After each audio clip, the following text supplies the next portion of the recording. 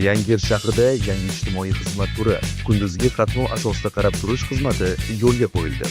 Bu xizmat orqali o'zgalar parvarishiga muhtoj fuqarolarga haqiqiy g'amxo'rlik, yaqinlarga esa ishlash, ta'lim olish yoki qo'shimcha kasb-hunar o'rganishlari uchun imkon yaratiladi.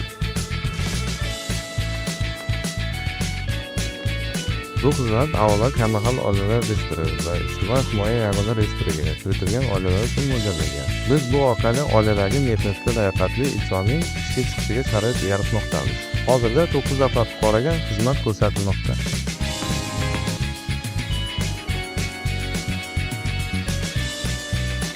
Xizmatdan foydalanuvchilar ertalab tadbirkorlik subyekti tomonidan buyurtma holda olib kelinadi. Har bir shaxsning tibbiy holati ko'rikdan o'tkaziladi, so'ng xizmat boshlanadi.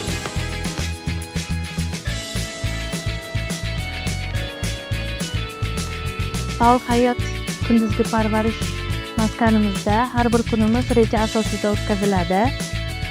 Ovqatlantirish, jismoniy mashqlar, muloqot, o'ziga xizmat qilishlik ko'nikmalari, bularning barchasi insonlarning kayfiyati va ruhiy holatini yaxshilashga qaratilgan.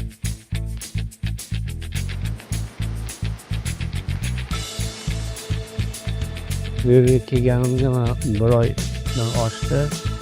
Sharoitlari yaxshi. Har kuni suhbatlar bo'ladi, do'stlar bo'ladi, o'yin bo'ladi, mana mashg'ulotlar bo'ladi, ovqatimiz tayyor. Bu yerda o'zimni insonlik his qilyapman. Xizmat ko'rsatuvchilarga katta rahmat. Xizmatlar yaxshi tashkil qilingan hammasi. Mana shu islohotlar tepasidan prezidentimiz Shavkat Miromonovga katta rahmat. Umrlari uzoq bo'lsin.